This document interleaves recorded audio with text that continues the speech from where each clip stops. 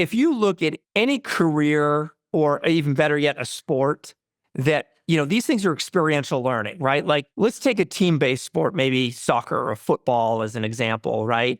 You're up against a human adversary. Well, in cybersecurity, you're up against a human adversary. In order to get good at it, I could give you a whole book on American football. You could read it front to back. You could learn all the plays. I throw you out on a field for the first time. You're going to get clobbered if you've never played before. Why? Because those skills aren't muscle memory. But the second thing is that you need pattern recognition, right?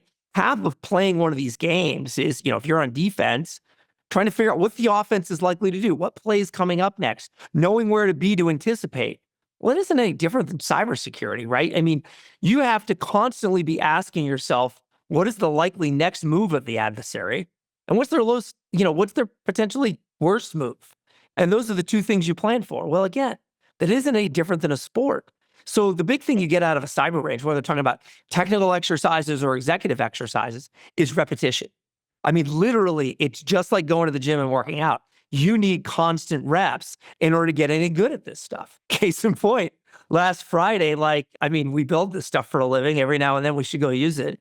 So myself and a couple of members of our executive team, we went and did a live fire exercise, right? And, on one hand, I was feeling pretty good. Like, we had gone through, we'd figured out where the adversary was, we'd figured out their lateral movement.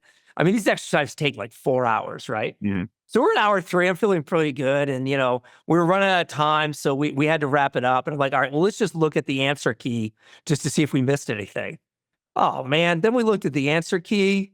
We were feeling like morons. Like, a couple of blatantly obvious things that we just completely missed. Like, in my case, there was a basic script that was rerunning on a timer to go and, wipe the logs clean. And I completely missed it.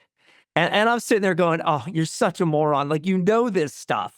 How did you not check that? And again, it's just like a sport. It's through repetition. And I can guarantee you, with all the crap I got from my team after that, I will never forget to not check the scheduled tasks again.